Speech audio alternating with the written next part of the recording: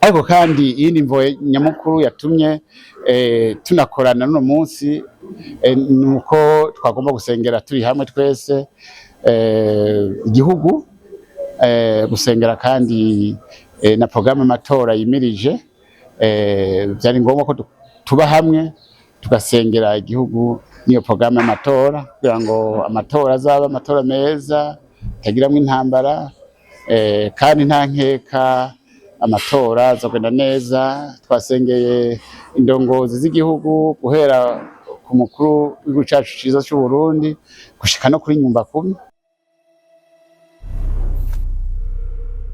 Je nitwa Reverend Saba Juvenal nkaba uno munsi aje ndongoye ishirahamwe navuga ko ari urunani rw'abakozi b'Imana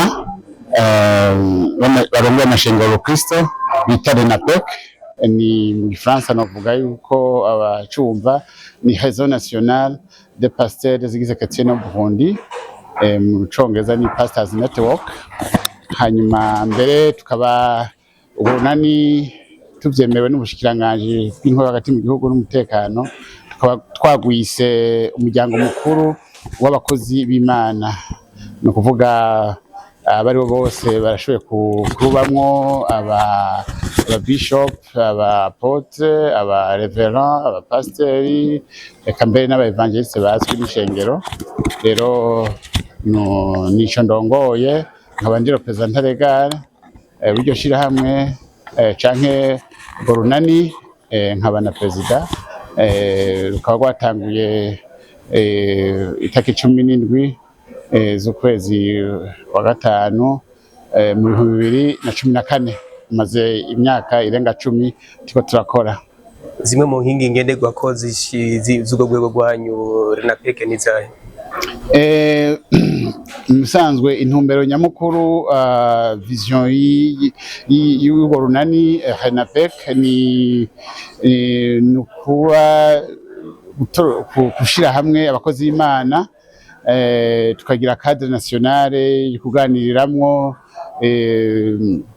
yo kwigishanyamwo ibikorwa vy'Imana, duteza imbere ibikorwa c'Imana civuga butumwa ndetse n'ijana butumwa, tutibagiye n'ivy'iterambere na cane mbere no kugerageza gufasha gutatura amatati aba yadutse mu mashengero ndetse no mu kibano canke hagati y'abakozi b'Imana, dufatanije na leta y'igihugu, kuko twiyemeje gukorana n'inzego z'igihugu mu gutera amatati yaduka mu mashengero canke mu bakozi b'Imana. Bikeshe utazosanga iki kintu kudakubonekeza, aho usanga abapastori cyangwa abakozi b'Imana mu mashengero atandukanye bishyira hamwe, n'ibyo byaraboroheye kugira ngo mushobore kugira ishingiro kimwe kugira ngo habe kwiterambere ry'ubutumwa bwiza ndetse no ku rwego rw'igihugu, byoba byaraboroheye. Abanyefeso 4:3 nayo iravuga yuko ubumwe n'umugozi w'amahoro, umugozi w'amahoro. Rero je tuma twashimikiye cyane kubijanye n'ubumwe, kuja hamwe. Nje tuma mwabonye no munsi twari hamwe, twibukanya ivyo twiyemeje vyo gukorera hamwe, haba mu gutatura amatati canke mu gikorwa c'Imana civuga butumwa bakorera hamwe. Kandi mpamubona rimwe na rimwe twateguye ibikorane, tugategura amasengesho y'igihugu n'ishengero, mpamubona yuko tuba hamwe.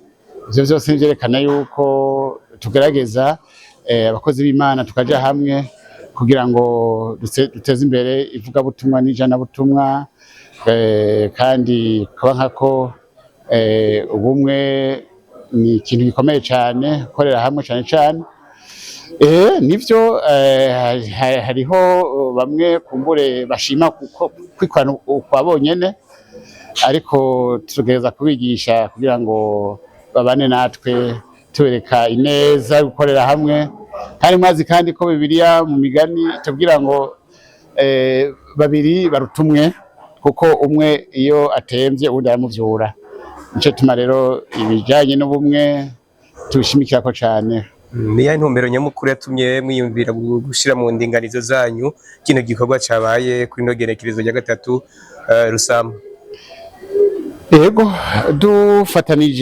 twifatanije n'abarongoye unani rw'abakozi b'Imana Renapec muri komine Ntahangwa, nivyo harabaye gutegura kino kiganiro aho twashoboye gutumira abakozi b'Imana bose baba muri no komine ya Ntahangwa kugira ngo twicarane dusangire tuganire twibukanye intumbero yacu yo kuba muno muryango mukuru w'abakozi b'Imana Renapec. Sico gusa kubera tubonana gake umwe wese ari mu bikorwa vyiwe, wabaye n'umwanya wo kwifuzanya n'umwaka mushasha naho uri kurahera ugeze hagati. Sico gusa wabaye umwanya wo gukomeza ubucuti bwacu hagati yacu, kubonana, kuramukanya.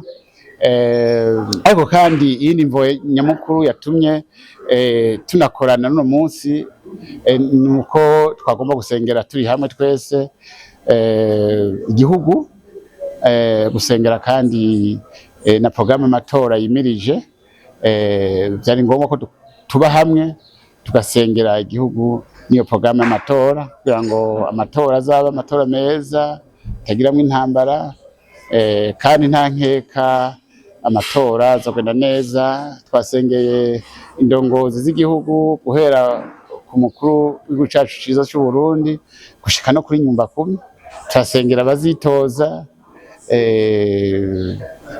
turasengera abarundi bose uko nabo bazoba bari mu matora. Byose twabikoze. Inyuma yaho turabona igicapo kiri mu ndome nini kigira kiti turi hamwe dushobora gukora byinshi byiza. Kubera iki cyo civugo? Nivyo ibiganiro vyose twagiranye byayirongowe niyo teme ivuga ngo turi hamwe byose bitubera vyiza kandi dukora byinshi kandi vyiza. Rero gituma twagize iyo teme nuko tuzi inguvu ziri mu bumwe y'abantu bari hamwe bakora ibikorwa vyiza kandi vyinshi kandi vyiza. Rero byari ngombwa yuko iyo teme tuganirako mu biganiro byose twagiranye byenena kuri iyo teme, kandi nabonye ko batahuye n'ikimyamenya nuko babonye ikiganiro cangeze neza kuko n'ikimyamenya n'indongozi zitongoye zari zaserukiwe, abarongozi ba komine, ba meri, b'amazone bari bitavye ubwo butumire. Ico cerekana yuko ivyo twariko turakora ubutumire twabahaye biciye muri komine Ntahangwa bwabashikiriye kandi batahuye ko ari ibintu vyiza cane, na cane ko harimo no gusengera igihugu n'amatora. Musozera mbega muri vision yo kuba turi hamwe dushobora gukora byinshi. Mbega umugambi uzobandanya cyangwa urabisiga? Uzobandanya kuko kiri muri vision yacu. Murabona nk'ubu igihugu gifise vision nziza cyane biciye mu yerekwa ry'umukuru w'igihugu cacu ciza c'u Burundi. Yavuze ati twifuza yuko igihugu c'u Burundi coba igihugu cifashe mu 2040, igihugu giteye imbere mu 2060. Ivyo rero ntivyoshoboka mu gihe abakozi b'Imana tudakoreye hamwe ngo tuje hamwe dushikire iyo vision y'igihugu. Ni muri iyo mpamvu rero twifuza ko abantu twokorera hamwe atari gusenga gusa mugabo tukagira n'ibikorwa vy'iterambere, tukagira amakoperative, tukagira ama microfinance, tukagira amabanke n'ibindi bikorwa vyose vy'iterambere vyotuma bizamura ubutunzi bw'igihugu kandi bigatuma twinjira muri iyo vision y'igihugu